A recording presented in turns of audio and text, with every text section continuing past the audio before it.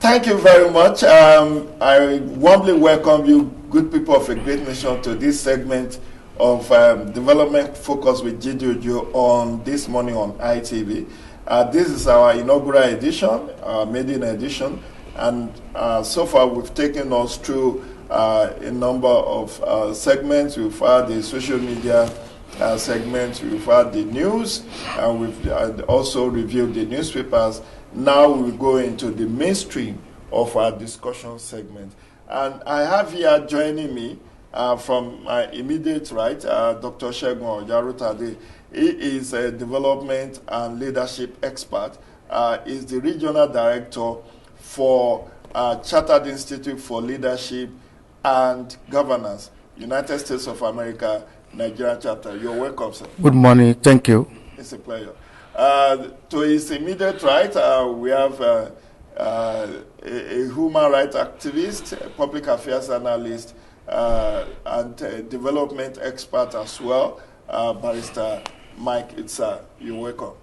Thank you very much. Good morning, Nigeria. Shall I say Happy New Year to all of us? This is the first time we are seeing this year. Happy New Year. Happy New Year is still in order.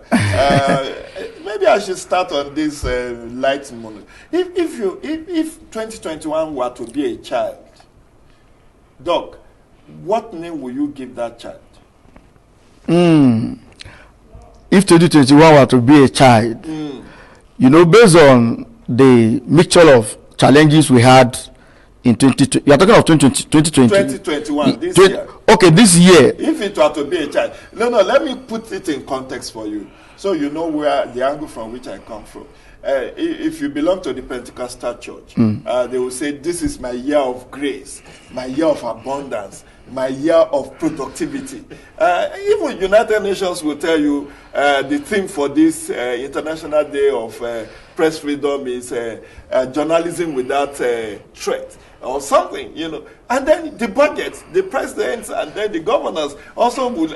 Yes, I understand. They will say this is budget for resilience and productivity. So let's assuming without considering that 2021 were to be a child, this is the 6th day of the year, and on the 7th day in Yoruba land we always name our child. So it's still in order. Maybe we are contemplating. What name will you give to 2021? I will align with the theme of even the year budget, tag economic recovery. So I will also call my child in Yoruba Omokolade this year, because I'm optimistic by God's grace that this year will not be like 2020.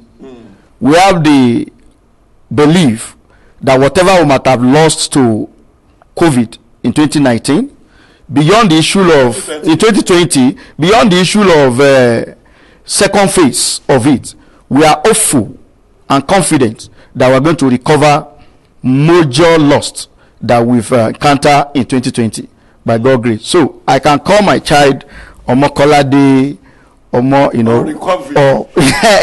in English term, based on what the president tagged the budget of the year, budget of recovery and resilience. So I can say it's going to be a year of recovery for me and resilience for me. Mike, what's your take? Well, Oremi, let me first congratulate you on this milestone, and I say this from the depth of my heart, and I know we've come a long way. You've been all over the place, on newspaper pages, television screens, on radio stations, and all of that. And today, just like I was saying before we came on set, the person who was haunted is now the hunter. So yeah, it does happen sometimes. I wish you all the very best as you embark on this journey. I know how committed you usually are in whatever you do, and I know this will not be any different. So I wish you all the very best, my good friend. Thank you. Having said that, I completely agree with Segun. We have had probably one of the most difficult years in our lives, except perhaps maybe during the Civil War. 2020 is one year that Nigerians would love to forget completely. But like has been said on social media particularly, there must be lessons to learn from our experience of 2020. And for me, really, that's the aspect that we shouldn't forget at all.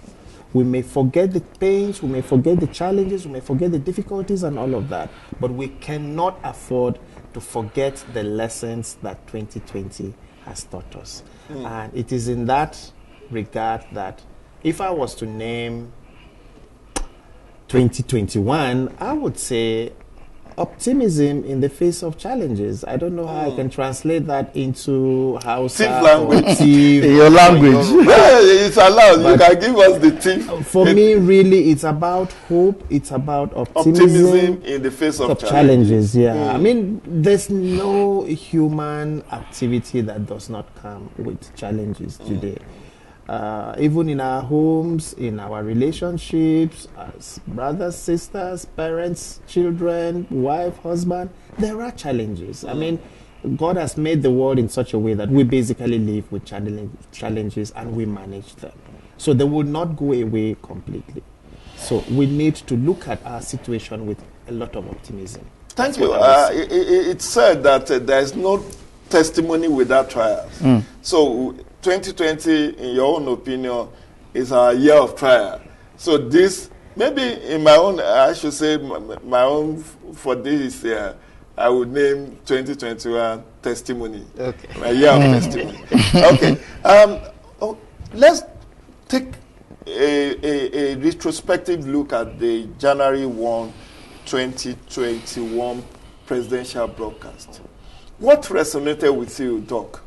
What do you make of that presidential broadcast? Let's take off on that note before we project into 2021 at different sectoral levels. Wonderful. First and foremost, I appreciate God Almighty in line with the way the President of Federal Republic acknowledged the challenges of 2020. And of course, a part of the speech, he gave us hope that 2021 is bound to be better. And he made us understand some of us that survive it is by God's grace. So there are some paragraphs which of course I can pick one or two things from in some of the speech in regards to what the president said. The truth of the matter is that a lot of us we criticize a lot, especially present government, whether it's APC or PDP, whether now or never.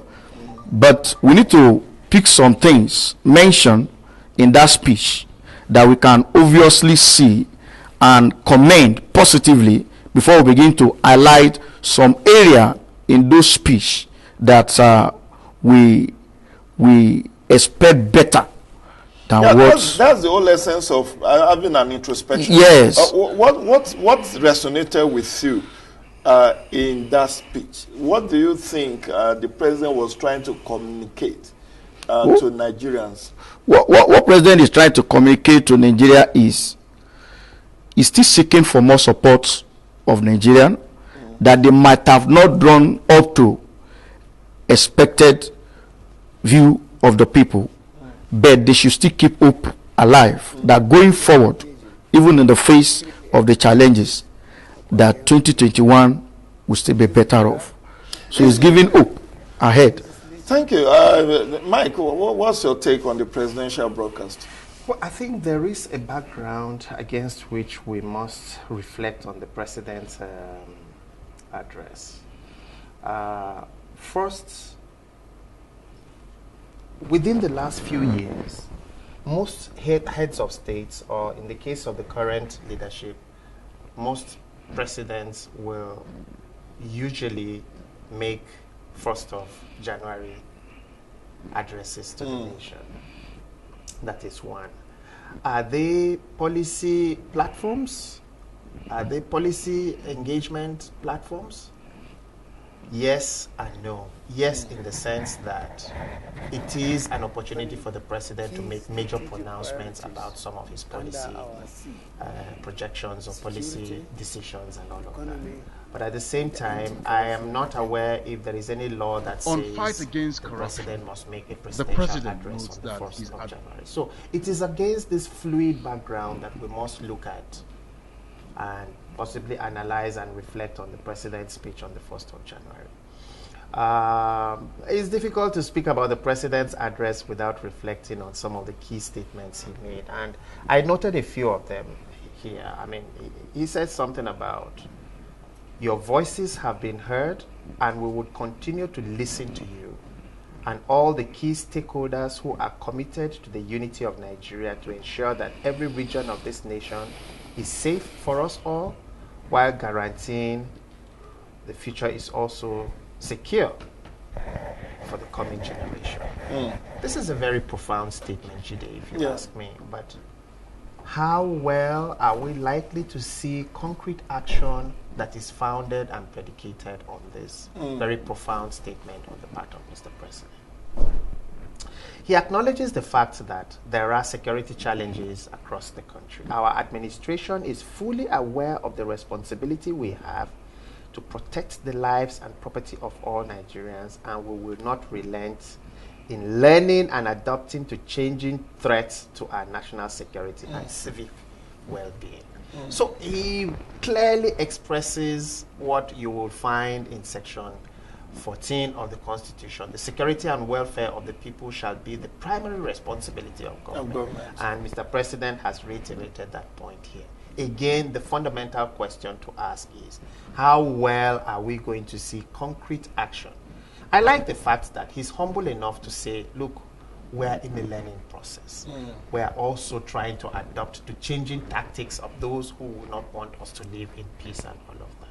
You know, the persistence of various forms of violence has meant that in the most affected parts of the country, the fabric of intercommunal harmony woven through years of investment of effort at building trust, mutual respect and harmony has been threatened.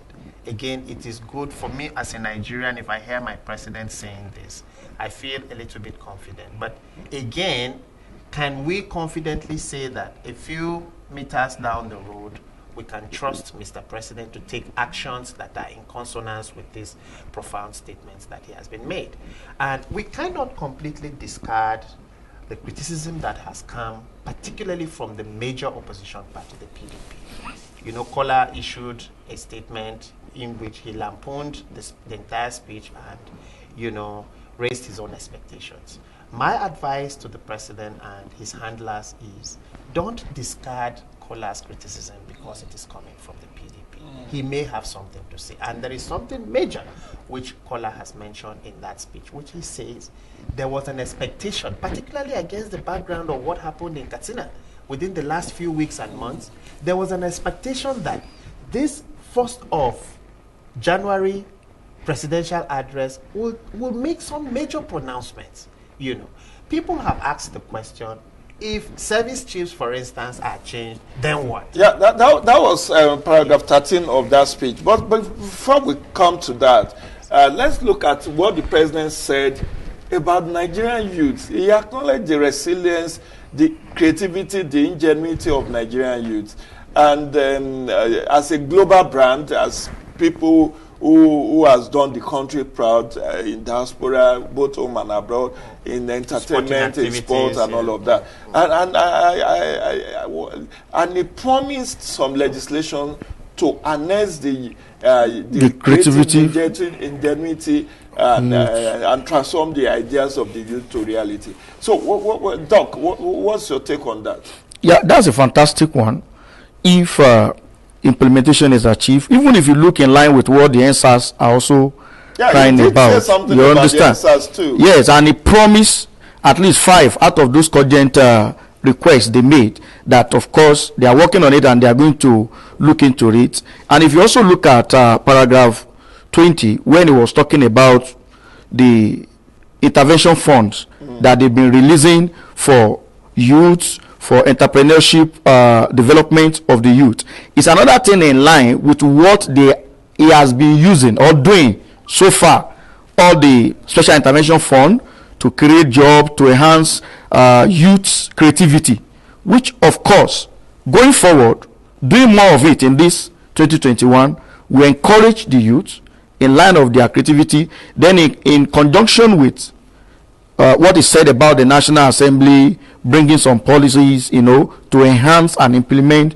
most of those things that will sell out the creativities of our youth to the world. If those things are really being sustained, implemented, and advanced on, youth are going to enjoy some benefit of democracy this year. Before we go into the key priorities area that the president talked about, the C, he came up with an acronym C. Yeah. Security, economy.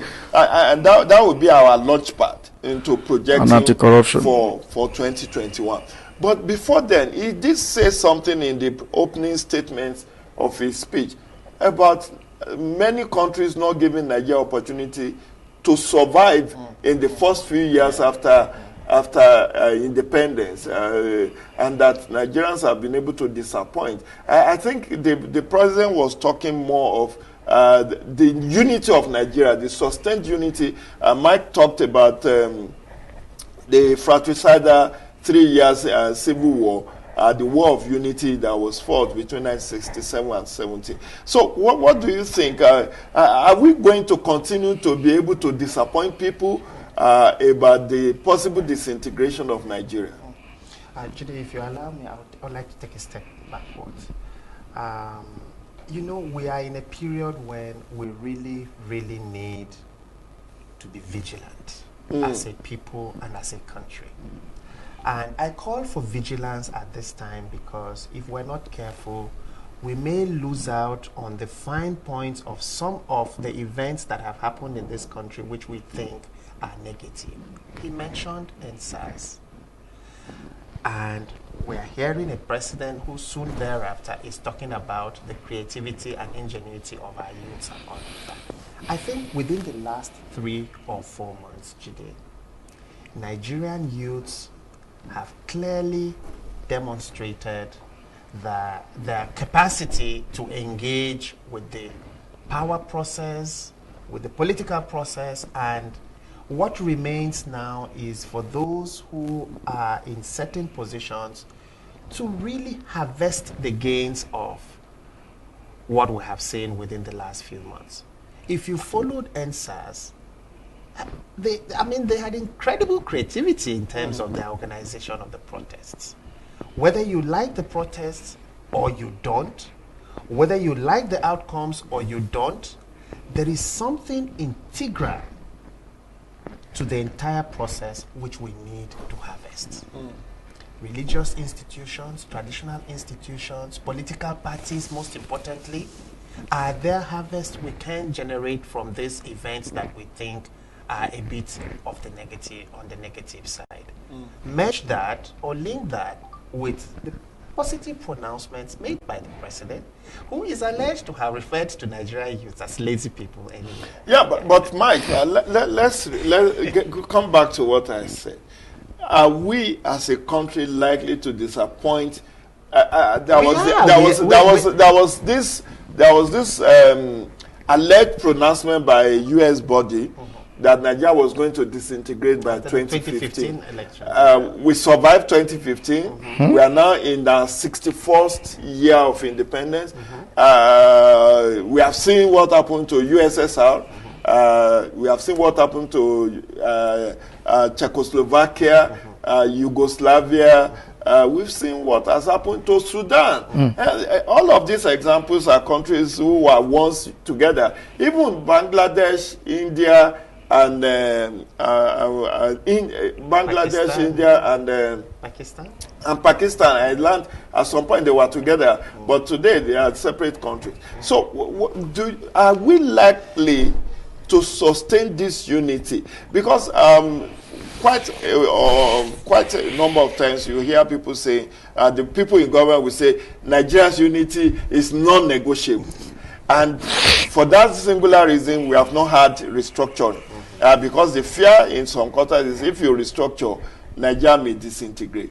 And when you look at the demands of IPOP, the demands of MASOP, and all of that, it was because of the fixation that Nigeria must not disintegrate. And people will tell you, it's a management of inconvenience contracted in 2014. And so I'm asking this question against that background that the president in his speech actually mentioned that as an issue, that Nigeria has been able to confound and disappoint those who thought we were going to disintegrate. So what's your take on that? I think we will continue to disappoint most of these, should I refer to them as naysayers and all of that. You rightly made the point about what happened in 2015. Now, we moved from 2015 to a situation where we had a transition from one government, one administration to another. Peacefully, there was no bloodshed and all of that. We must take note of all these things, you know. Whether that will continue to happen, I'm positive about it, but there's a big if. You refer to us as a marriage of convenience. Marriage of convenience or inconvenience? I think we are a lot more than that. But even if we were at that point, in any marriage, you must satisfy the parties as best as you can. Nobody will be fully satisfied in terms of their expectations and all of that. But everybody has to be given the opportunity, you know, to feel a sense of belonging. So do we have policy decisions, policy pronouncements that predispose us towards that feeling of oneness, that feeling of belonging, that feeling of I am part and parcel of this geographical entity? I think that is very important. If we don't have that, then it might be a little bit difficult. Globally, nations are coming together today. Forget Brexit and all of that. Nations are trying to come together. We have the advantage of a population, and I'm not quite sure there are benefits with the disintegration of Nigeria. But people who are part and parcel of the country Nigeria must be made to feel a sense of belonging, whether it is in terms of appointments into office, it is in terms of resource allocation, it is in terms of resource exploitation and all of that, it is in terms of office holding. Everything put together, no one part of the country should be made to feel excluded in the process of governance. Okay, there is a trending news, Dr. Jarutade, about 2023 Igbo presidency, or let me say 2023 presidency. If you open the pages of newspaper, Igbos are saying we are the next. And if you actually want to assuage the feelings, that feeling of marginalization, alienation, discrimination that have been touted by certain part of this country, do you subscribe to Igbo presidency? Thank you very much for that question. Before I answer the question, let me make my input on the last questions you asked on whether we'll keep on disappointing the predictions of the foreign body. It is our prayer to keep disappointing them. But you see, we must to trace those things that those foreign bodies sees, those things they use to prophesy or to project that there is bound to be what? Separation in this country in 2015 or going forward. We as a country, our three arms of government, the presidency, need to pause and check all those parameters. For example, uneven distributions of the wealth, uneven distribution of wealth of the nation is in the hand of the few. If you look at the country as a whole now, it's as if the wealth of the nation is in the hand of the 10%. 90% are poor. You know, we are coming to this. Now, these are some of the things. Because the president. Now, okay, go back to the presidency. Issue of go back to the presidency. Go back to the presidency now. From my own side, I would say, you know, for the sake of unity, peace, and all this issue of, you know, marginalizations, this thing can be zoned out of the north for now and be left for the east and the west, between the two, Yoruba and what? Why do you say east and west? I'm talking of Yoruba and Igbo. I understand you, sir. The west have had it for 8 years. And let me give you a little bit of historical background to the Igbo presidency agitation. Don't forget, in 1998, when 3 political parties were registered towards 1999 elections, in order to assuage the feeling of alienation, discrimination, marginalization of the Southwest, particularly arising from the death of Chief MKO Abiola, the presumed winner of 1993 June 12 presidential election. The power blocks in Nigeria deliberately zoned the presidency to the southwest. So we have 3 political parties, but only 2 of them filled their party presidential candidate. So you have PDP fielding Chief Olusegun Obasanjo, and AD and APP fielding Chief Olufalaye from Ondo State. And eventually we know that that presidency, one out of the 2 was going to be the president of Nigeria, and it happens to be Chief Olusegun Obasanjo, who today holds the record as being the longest serving president for 11 years. Right now, a Southwesterner is still the vice president after the 8 years of Obasanjo presidency. So if you had another 8 years of vice presidency of Professor Yemi Osinbajo, even though you may not say president and vice president is on the same level, but now the Igbos are saying, look our side. After 1957 to 66 ceremonial presidency of Nnamdi Azikiwe, we know the prime minister was Chief Alhaji Tafawa Balewa, and that's the person who wields the power. But the ceremonial president was the Dr. Nnamdi Azikiwe. Since that time, no Southeasterner has come close to become, with the exception of Chief Alex Ekweme, Dr. Alex Ekweme, who was the vice president in the short-lived Buhari Shagari presidency of 1979 to 83. So the Igbos are agitating now and say, look, why don't you zone the presidency? At least the 2 leading parties, the 2 dominant parties, should zone the presidency to the southeast. I'm just trying to get your idea on that. By your analysis, and by virtue of the period the Igbo people have been in power in the country, normal, they're supposed to be the next to take over the affair because they are well due for it. But the question is this: what is the fear? What is the root cause? Why it look as if Igbo are a little bit not being allowed to occupy that 4 seats? So we need to go to the root cause. Why? If you listen to all the presidents, whether the past, the present, they will keep telling you the unity of this country is not divisible. Nobody can separate us. We must be together. And when you now look at some of all this part, talking about let's stand on our own. So it's conflict.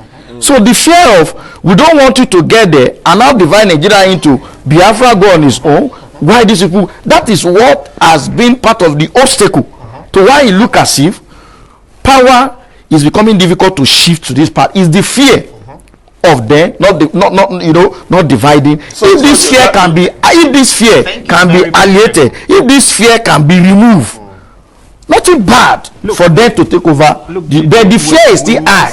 The fear of IPOB. Yes, IPOB, Biafra, and nobody is scared of.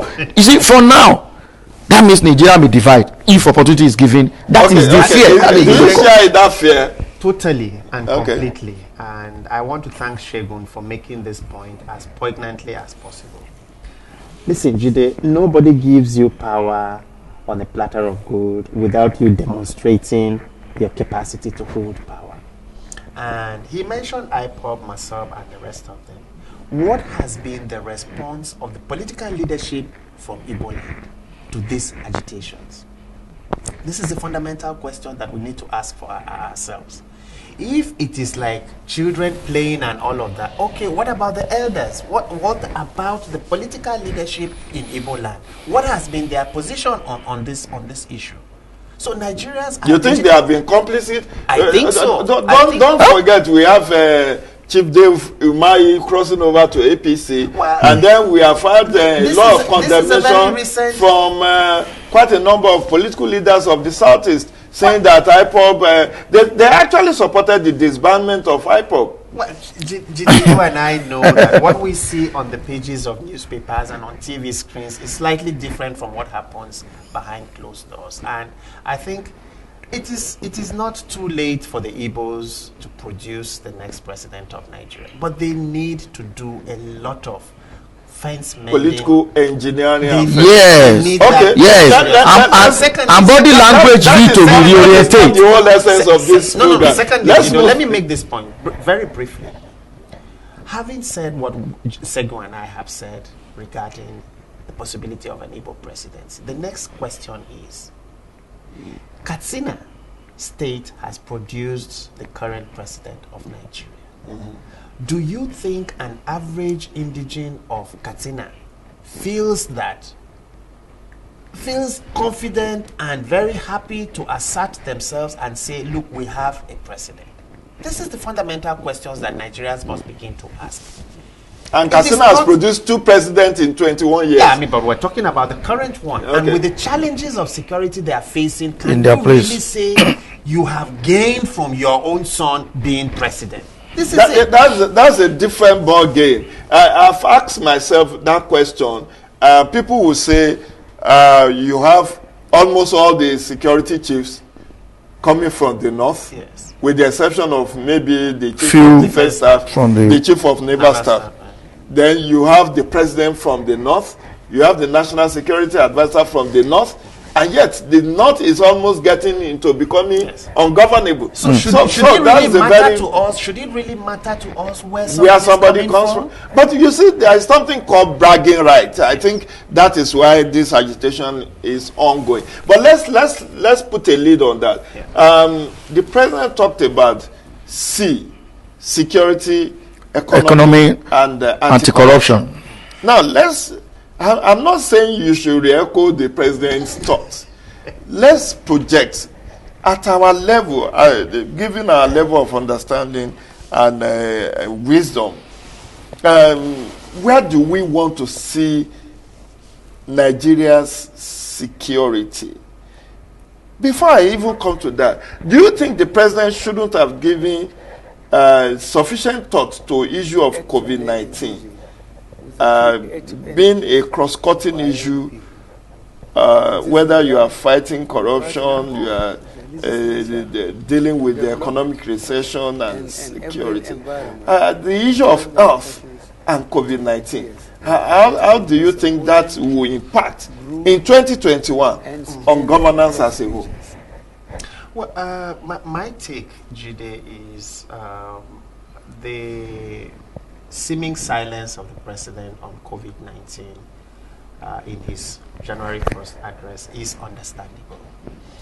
A few weeks ago, we watched on social media, particularly a particular member of the House of Representatives who was saying, look, the kind of attention that has been paid to COVID-19, whether it is in terms of governmental time and resources and all of that, at the time, we didn't have up to 70 persons that had died from COVID.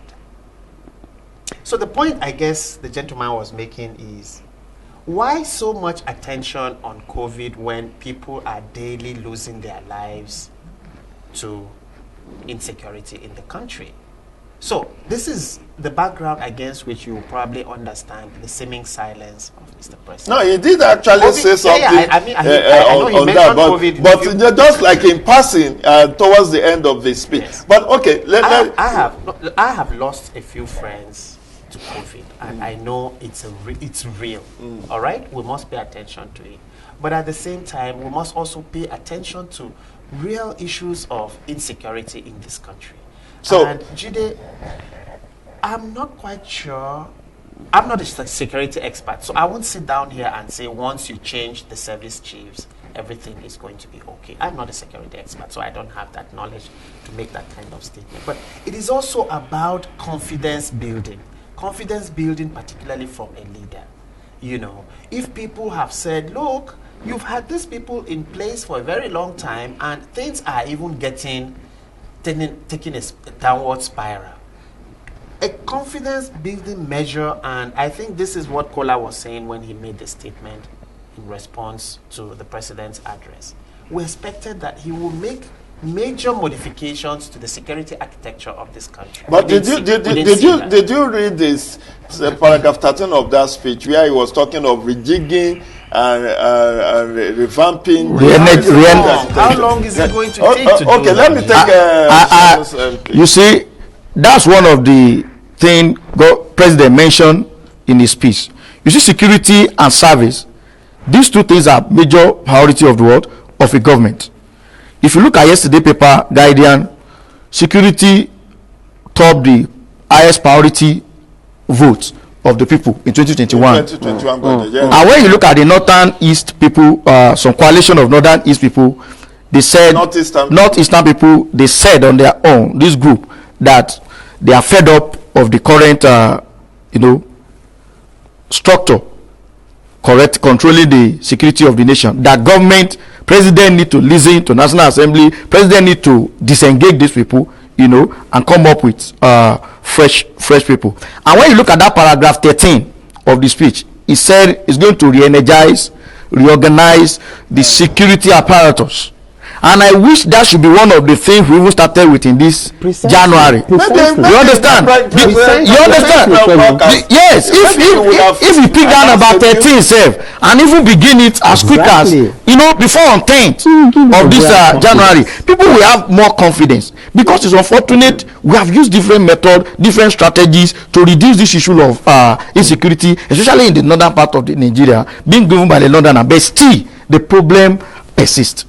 So why not? And people have cried, agitated, National Assembly make their own input, men and women have made, check out the statistic. The majority that supported reorganize, re-energize these particular sectors, and more than people that support let it continue like that. So for the peace of the nation, for the unity of the nation, you understand, and for everything lie on security, your health, the education you are talking about, the infrastructural development. Government are talking about infrastructural development now. Can you have any successful progress without security? It's not possible. It's going to be a waste. So that should be one of the first thing in this January that government need to work, president need to work, look into and take action on it, because enough research must have been done on what needs to be done. Let me pause you. In that president's speech, he talked about food self-sufficiency. Are we likely going to have food self-sufficiency? My friend is from Benue, the food basket of Nigeria. The governor has to defer from the APC to PDP because of the issues around security, around the elders and farmers conflict. Now, just 2 days ago, we have some killing in Niger State of some 7 farmers. We have Zabamari killing in Borno and all of that. So how do we attain self-sufficiency in food production? You are already saying it. You are already saying it. How do we achieve food sufficiency when there is no security for the farmers producing the what? The food. It's like pouring water in a basket. You are just wasting the water, because there are steps you need to take before some things can happen. Farmers can no longer go to the what? To the farm. They kidnap them here and there. You understand? So how can you have food security when farmers are not safe, when there is no security for these people? So everything still hide under the issue of what? Security. So if security is taken care of from all the 36 states including FCT and all the 774 local government, especially in all this rural area where our farmers have been worked. Oh, you want only the rural area? No, I said especially. We are talking about agriculture now. Okay. You understand? The major aspect of agriculture is in your rural area. If you look at most of the places kidnappings are taking place, all these things, you know that they are able to outskirt of that particular. That's the soft target. They are the soft target, outskirt of that particular cities and town. Because security are so far from these people. So maybe recruitment of security, we even need more to recruit more in our security this year to be part of the solution, because maybe the security aspect, they are too small. Even though you say yesterday on your radio station that we have more than 16 agencies of what forces in Nigeria. They need to be what? To harness together. They need to come together, to communicate together, to unite together and make use of this. But still, we need to recruit more. Okay, Mike. Yes. Let's stop pontificating now. We are not tearing the president's speech apart. Well, but in 2021, yes. What do you want to see done differently, security-wise? One. So let's prefer solution.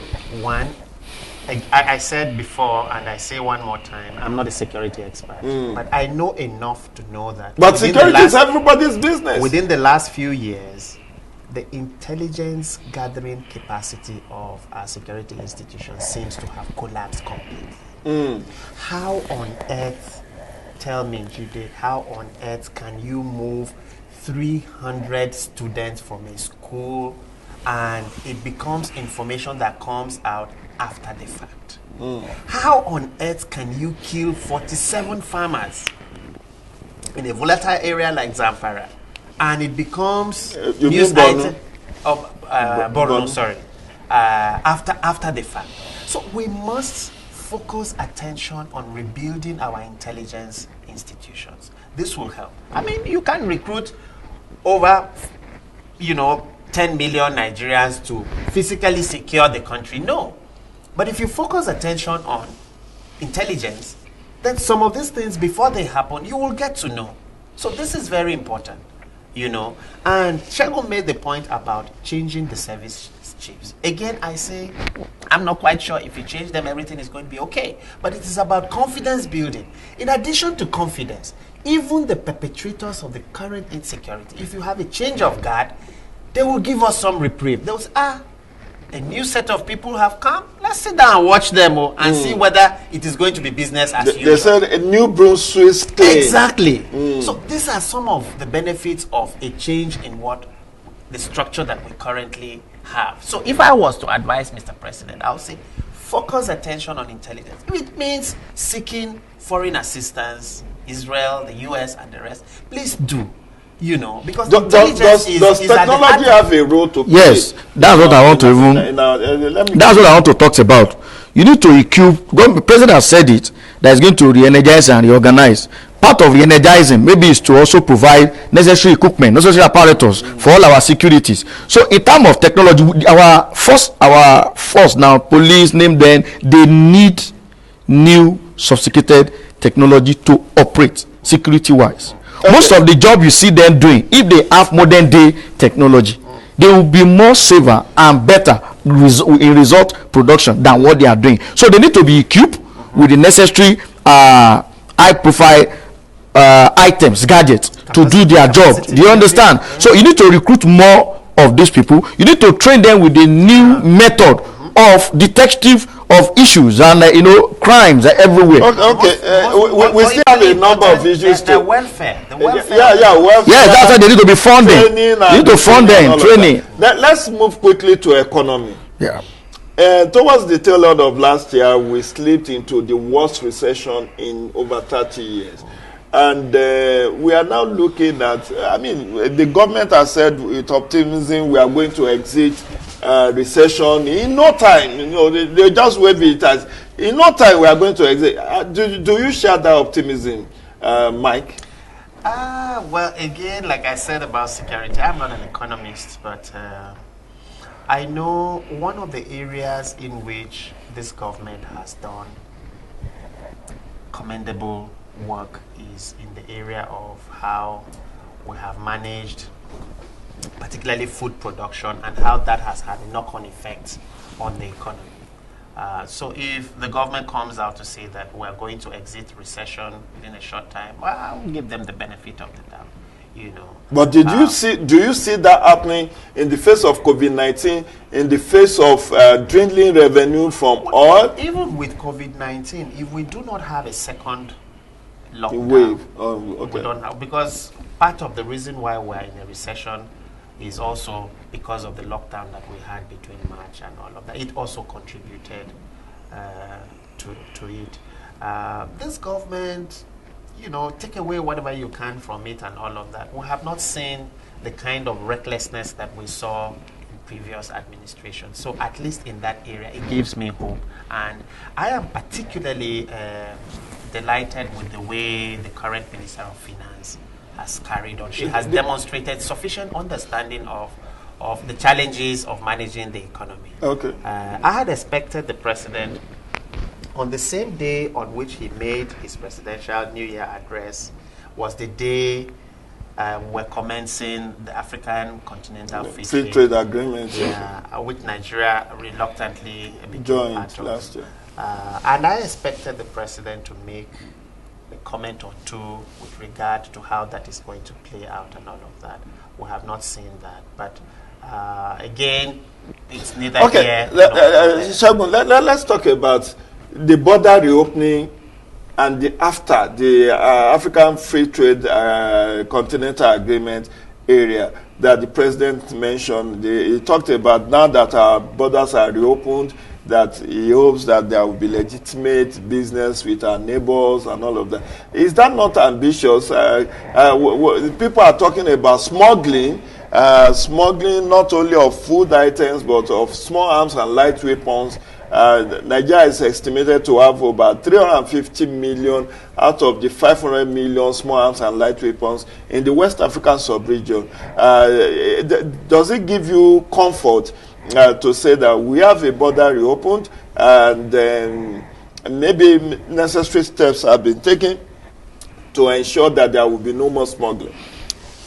You see, necessary step has not been taken sufficiently, even though they reopen it. If you read yesterday paper, you will see the people are still complaining that they've not even feel the impact of reopening of the border. And if you also listen to the Minister of Information talking about how some things were struggled in that are being used for light weapons. Now, it's still porous. Our borders are still what? Porous. And we're talking about security. Our border need to be more secure than the way it is. Because most of all these strange things coming into the country that they are using to, arm us in one way or the other are coming through our what? Through our borders. Opening of border has its own merit and what? And its own demerit because of bilateral and international what? Trade between one countries or the other. And it also has its own disadvantage. One, it helps our own economy to some extent, but it has major disadvantage because others will not bring their own in. Why you cannot take your own out into it? But there is no proper preparation, sufficient preparation to the opening of the border here, because even for the fact that they just open it within few days, we have started seeing illegal smuggling into our system. I recall in April 2019 or thereabout, there was a Federal Executive Council meeting chaired by the Vice President then, where they talked about 52 billion e-border project. That was because we had from Nigeria Immigration Service that we have 1,400 illegal entry routes into Nigeria, and the ones that were short are actually a handful. The ones that are about 40 of them that are manned. So Mike, your take on that very quickly as we move to a couple of other projections before we wrap up. It boils down to the issue of intelligence, which I mentioned earlier. It's not just the armed forces, but even the paramilitary that have some role to play in securing this country should also be for the intelligence gathering capability or capacity. There is something we're missing out, JIDE. This government introduced an economic program. Economic sustainable program. No, not that one. I'm trying to. Economic recovery, development, and growth plan. No, it has ended now. It has ended in 2020. Economic sustainable program. It has ended, but it is a takeoff point in terms of assessing how this government has done in terms of economy, because that's part of the conversation we're having today. So, do we really think that we did well with ERGP? We are rounding off. We are costing home. Let me pick your brain on the issue of education. Many schools are scheduled to reopen on the 18th of January. Do you think government has put in place necessary provision and processes and procedure to enable safety and security in our schools against the background of Kankara abduction, against COVID-19? Look at it, Shegun, very quickly. When security is not taken care of, don't think they've done anything. They've not put sufficient security, sufficient protections around our schools. And that's very unfortunate. Because if you look at even the few days they opened, when COVID-19 was a little bit elapsed, what has happened? People started using the face mask early, then check 1-2 months after. Nobody is really bothered or sincere about it again. What we really need for our government to do, our government need to be sincere and committed to whatever they said. We lack sincere leaders in all these sectors. Many of them will say it, but they will not implement it, they will not do it, they will just incite you with what is coming up in 2021, with what is going to happen in their government. But they are not sincere and committed to what they are saying. 60 seconds, Mike. I agree. You are a lawyer. No. I'm not. Don't take on what Shegun has said. You are a lawyer. You have said you are not a security expert. You are not an economist, but you are a lawyer. Yes. And the president, in his speech, talked about anti-corruption and what he wants to do differently. He talked about fast-tracking prosecution of suspects and all of that. What do you think in 2021 this government, either at federal, state, or local government, should be doing in fighting corruption? We should put in place a system that makes it difficult for people to even take public funds. And it is easy to do so with technology, which you Technology in fighting corruption. Exactly. BVN and all of that. There is a way in which we can even prevent, well, not completely prevent, but we will make it extremely very difficult for any person who has the opportunity to take money from public coffers, rather than going after people in court, in police stations, in the FCC, and all of that. And something very the last important. 5 seconds, what's your take on plea bargaining in terms of corruption? You are a lawyer. Plea bargaining, do you support or you are against plea bargaining? It is part of our Yes or no? We don't have more time to go into analysis. Do you support or you are against plea bargaining in the fight against corruption? No, I mean, Jide, there are no yes or no answers to some of these things. Okay. If I mean, rather than waste resources, time, and all of that to prosecute people and all of that. I mean, if people come to say that, look, oh, I did this thing, but I'm ready to bring back this and all of that, why shouldn't we? You know. Thank you very much. Let me use this last few seconds to thank my guest, my first guest on this inaugural edition of Development Focus with JIDE Ojo, Dr. Shegun Ojarutade. I'm immensely grateful to you for sharing your thoughts, experience, and wisdom with us on this program. You happen to be the first set of guests on this program. Activist, lawyer, development expert, Michael Sire. I'm also very grateful to you for honoring my invitation to be on this program. Let's do it again next Wednesday. Distinguished compatriots, good people of a great nation. Let's have your feedback and please come advertise on this program. Thank you very much. Enjoy the rest of your day. Bye for now. Wonderful.